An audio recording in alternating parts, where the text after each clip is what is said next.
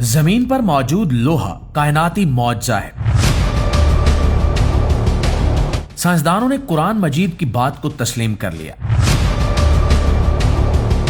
ऐसा उनसर जिसके बगैर जिंदगी मुमकिन ही नहीं है। मुआज़िज़ दोस्तों, कुरान करीम फुरकान हमीद में लोहे का जिक्र आम अंदाज में नहीं बल्कि एक खास हकीकत के तौर पर आया है, और जदीद साइंस जब इस हकीकत तक पहुंची तो इंसान हैरत में डूब गया। साइंसदानों का कहना है कि लोहा जमीन या हमारे निजाम शमसी में कुदरती तौर पर बनने वाला उनसर नहीं है, क्योंकि लोहे की पैदाइश के लिए जिस कदर शदीद दर्जा हरारत दरकार होता है वो हमारे सूरज या निजाम शमसी में मौजूद ही नहीं है। लोहा सिर्फ उसी वक्त बनता है जब सूरज से कई गुना बड़ा कोई सितारा अपने इख्तिताम पर पहुंचकर जोरदार धमाके से फट जाता है, जिसे सुपरनोवा कहा जाता है। उस धमाके के बाद सितारे के अंदर मौजूद मादा खला में फैल जाता है और शहाबे साकिब की शक्ल में मुख्तलिफ सैयारों पर गिरता है। साइंस के मुताबिक हमारी जमीन पर मौजूद लोहा भी अरबों साल पहले इसी तरह शहाबे साकिब के जरिए आया था।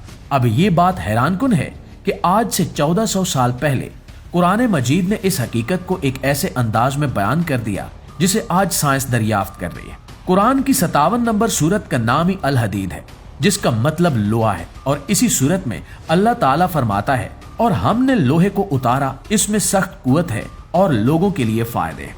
यहाँ उतारा का लफ्ज खास तौर पर गौर तलब है, क्योंकि ये इशारा देता है कि लोहा जमीन पर बाहर से आया, ना कि जमीन के अंदर पैदा हुआ। उस जमाने में अरब के सहराओं में ना जदीद साइंस थी और ना ही फल्कियात का वो इल्म। वहाँ लोहे का इस्तेमाल भी सिर्फ तलवार, नेज़े और ढाल तक महदूद था। मगर कुरान ने ऐसी बात बयान की जो आज कायनात के राज खोलने के बाद समझ में आ रही है। कुरान हकीम मजीद ये भी बताता है कि अल्लाह वो जात है जो जानता है कि जमीन में क्या दाखिल होता है और क्या इससे निकलता है। ये बात सूरह हदीद की एक और आयत में वाज़े अंदाज में बयान हुई है। जदीद इल्म अर्जियात बताता है कि जमीन के अंदरूनी हिस्से में सबसे ज्यादा मिकदार लोहे की है, खास तौर पर जमीन का अंदरूनी मरकज जिसे इनर कोर कहा जाता है। ये हिस्सा तकरीबन 80% लोहे और 20% निकल पर मुश्तमिल है, और यही लोहा जमीन के गिर्द मकनातीसी मैदान पैदा करता है।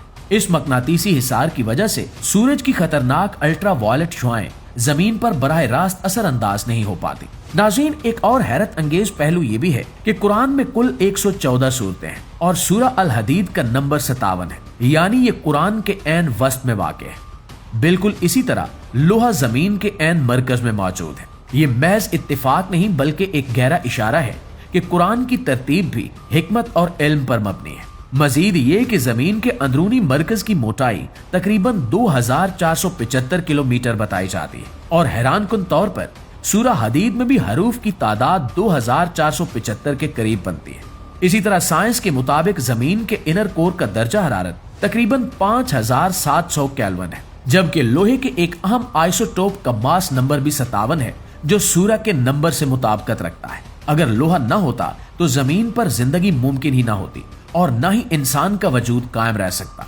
दोस्तों, सितारों की जिंदगी का सफर भी लोहे पर ही खत्म होता है।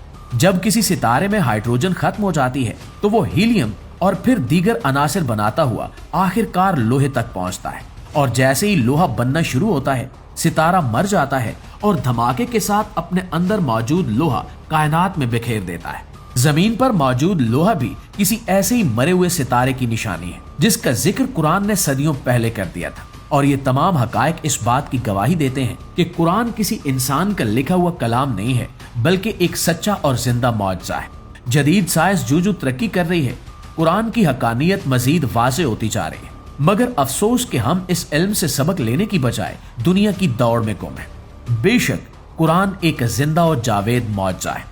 मुआज़िज़ दोस्तों, आपकी राय इस बारे में क्या कहती है? कमेंट में हमारे साथ शेयर जरूर कीजिएगा। वीडियो अच्छी लगी है, आपकी मालूमात में इजाफे का बायस बनी है और आपके ईमान को ताज़ा कर गई है, तो हमारी इस वीडियो को एक लाइक और एक शेयर जरूर दीजिएगा।